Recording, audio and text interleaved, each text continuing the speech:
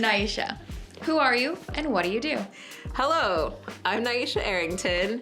Who am I? I mean, how much time you got? Yeah, no, literally, I'm a human and I do cook food. I'm a chef. What sparked your passion for cooking? What sparked my passion for cooking? Well, what sparked my passion for cooking, I believe, is like literally my purpose in this world. I am truly living out my wildest dreams by being a chef. I am very much an artist, and food is my conduit for self-expression. How has your own heritage helped create a fusion of flavors in your cooking? Yeah, so how has my heritage informed the fusion style of my cooking is quite literally in the makeup of my family and my upbringing. My mom's side of the family is from Korea, and my father's side is by way of Mississippi, both born in Los Angeles. And so for me, when I would go to my grandmother's house, it was like stepping into a new world and tasting like, octopus at 4 years old and tons of spice and these just very robust flavors.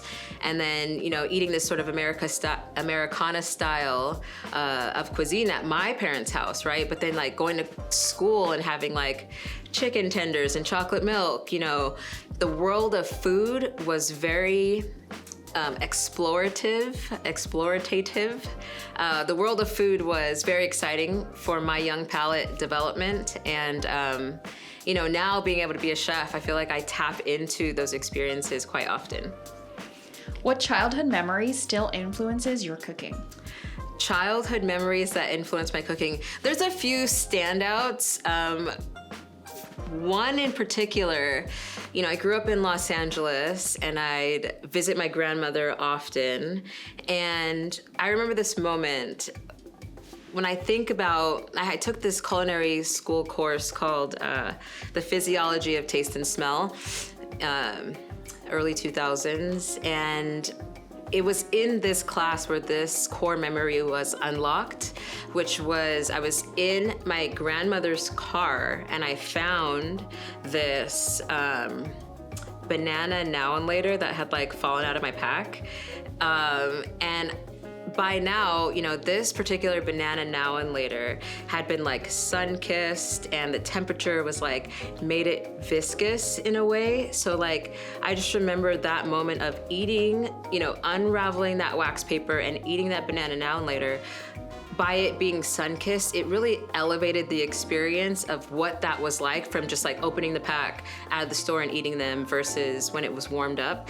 And even as a kid, I think about that moment because it unlocked what the experience is when something touches your palate. And as an adult and a established chef now, those are the moments I seek to try to recreate when people enjoy my food. One mentor and one lesson that stuck with you. One mentor and one lesson, that's all? Oh my gosh. My culinary journey has been very robust, but one gentleman, one mentor that sticks out for me, his name is Josiah Citron, and I've worked with him through 3 restaurants, and I mean, the journey has been so incredible. I mean, I got to work with proteins that,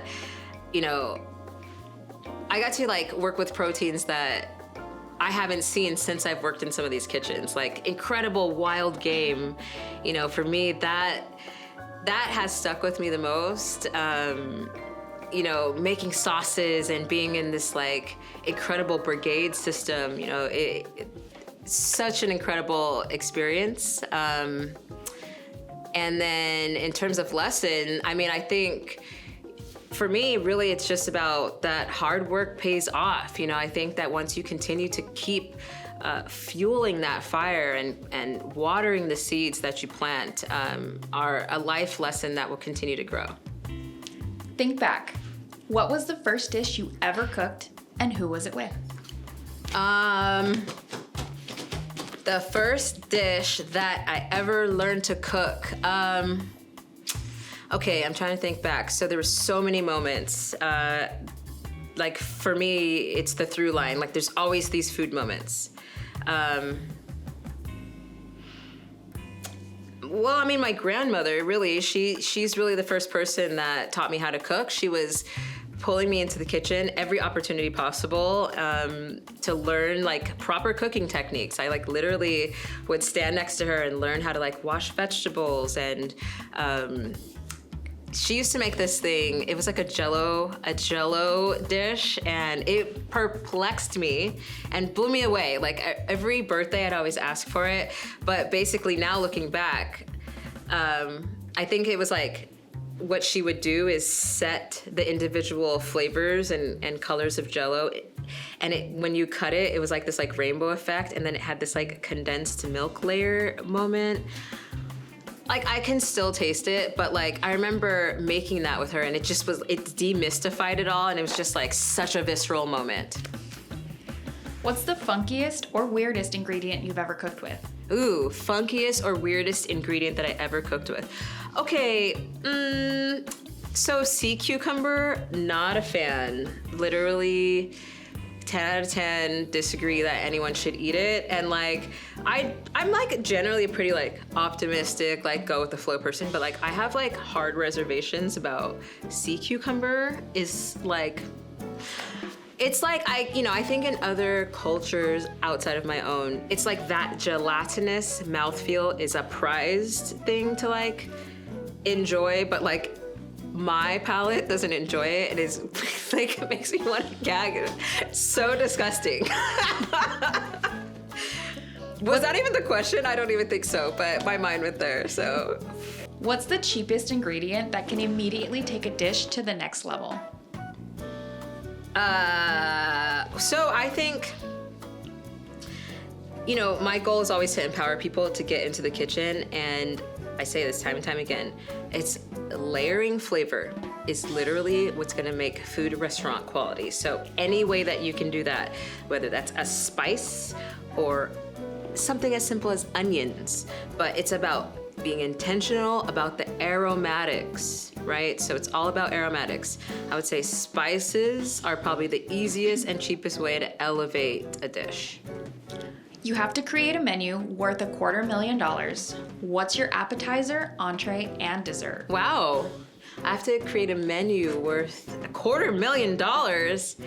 All right, guys, so we're gonna start out with an amuse-bouche because we fancy, right? So a little palate stimulator, if you will. And I think that food should be exciting, right? Food should get you ready to enjoy your meal. It should be visually stunning, and it should just get you excited to go on this journey. So I love crunch, I love texture, so I'd probably do like a little bit of a soup moment or like a light broth, probably some sort of kombu, delicious kind of like seaweed inspired clean broth that has like some gorgeous like seawater or like saline quality to it, just to kind of clear the palate. Maybe a little like nori crostini, right, for the crunch. And then we would go into like something like king crab that's like almost like a dynamite, like a king crab that's like baked with like a delicious sort of like hollandaise, something rich on top. And then I would go with like a dry aged protein, probably like a ribeye, and do a double preparation on it, like a duo, the ribeye cap and the eye of the ribeye.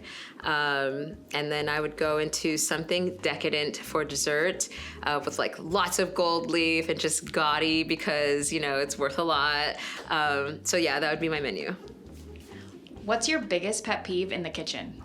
My biggest pet peeve in the kitchen is when people don't fold their towel. I really don't like that because I think if you do not do the simple steps, right? You use your towel. If the towel is crumbled up on your station, that like literally I can't think straight. Like I'm like, we have to like work in steps, right? It's like a foundation. If we're thinking our station is clean, it's organized, it takes the same amount of time to fold the towel and place it down and like also throw it, like literally. But I think it's those small incremental steps that allow discipline to form, right? Because then you can just build on that, and in something like a cooking competition, everything has to be in place. Have you ever wanted to butt in on a contestant and say, you're doing it wrong?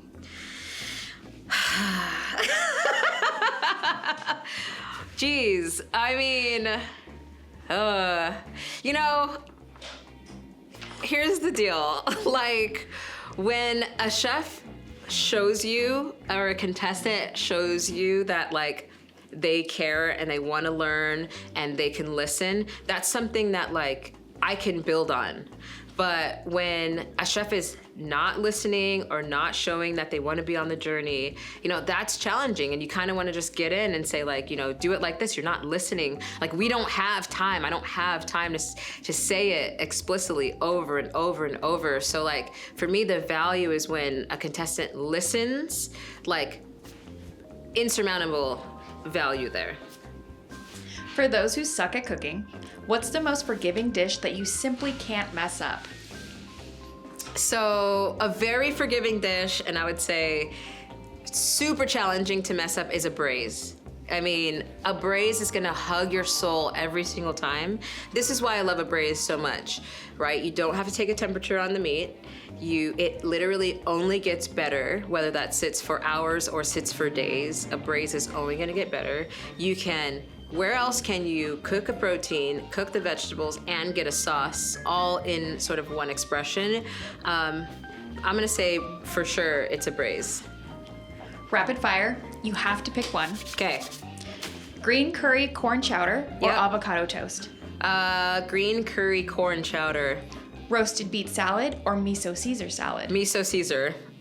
Pork belly tacos or salmon rice bowl? Salmon rice bowl. Best place to eat in LA? I have so many follow-up questions. Best place to eat in LA, I'm probably gonna say my kitchen. What ingredient are you obsessed with? Oh my gosh, what ingredient am I obsessed with? Obsessed. I'm like, which day is it? What season are we in? What's my mood? Who am I cooking for? Are all my clarifying questions. But if I had to pick one, you know, I'm probably gonna say, okay, so I'm like, as I'm thinking about my answer, I'm thinking about what's in my kitchen right now. And I always feel like if I have, it's hard to pick one, but I think some sort of form of onion is always gonna generally kind of be the base of like whatever I'm gonna build on. One food you absolutely hate? Sea cucumbers. What's something we don't know about you? Something you don't know about me is I actually really enjoy painting. It's my favorite, you know, outside of food and fitness. I really love setting a canvas. I really love setting up a canvas and painting. Dream dinner. Yes. Who's at the table and what's on the plate? Dream dinner. Well, first of all, for sure, my dog Blue Ginger. First of all, my dog Blue Ginger would for sure have a seat at my dream dinner.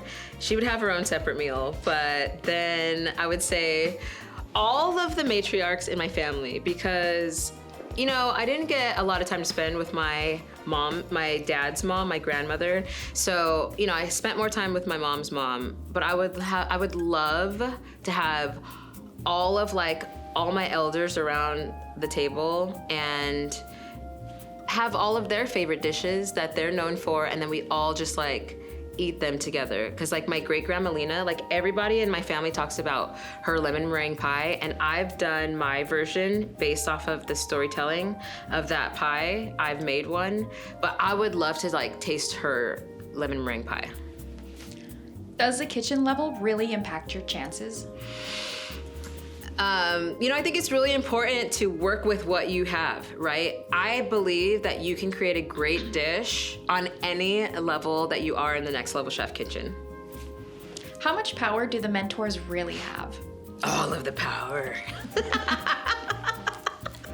So silly. Okay, so, I mean, in terms of power, I mean, I wouldn't say is it power? I mean, I think that we have a lot of influence. You know, I think with our teams, they're looking to us for leadership and guidance. And I think that's really where we add the most value. You know, I think individually, we all, for sure, you know, want our teams to win. And we go to bat for them. You know, we go to bat for their dishes. But, you know, and we also call out things when they're not correct, you know? So yeah, we have a lot of influence for sure. Was there a dish so bad it got cut from the show? No, there's never a dish that's so bad that it gets cut for the show, because the reality of making the program is that we show the triumphs and we show the areas of opportunity for growth as well, equally, you know? So no, it's a cooking show. Which mentor is the hardest to impress? Which mentor is the hardest to impress? You know, I don't know if we're trying to impress each other. I think we want to bring out the full potential of what the contestant has to offer, right? So we look at these chefs, these hopefuls, these contestants as individuals and look at what they're bringing to the table. And I think for us, our, you know, flex, if you will, is going to be like, look how much I empowered this person, got them to get out of their shell and stand with confidence and puff their chest out and mean their words. You know, I think that's really what we're excited to showcase. I think we're all like individually super competitive, you know, and I think it's Gordon. Gordon's always the most difficult to impress, for sure. What was the most shocking elimination? Ooh, you know, I'm gonna have to say the most shocking elimination. Oh, it's Bobby. I mean, this is our guy, you know? I think that's the most shocking elimination. Have you ever disagreed with who got sent home? Yeah, for sure. You know, I think we're 3 different individuals, 3 different life paths, 3 different opinions, you know? And so, yeah, I've definitely disagreed a lot. If you could change one rule, what would it be? Ooh. Okay, so if I'm gonna change one rule, it's gotta be you can't take contestants from other people's teams. You know who you are. What's your rating of the sit? My rating of the sit is a 10 out of 10. What's going on? What's happening? Where are we? Okay, my rating immediately just went down. I don't know where I am. The lights just went out. I gotta get out of here.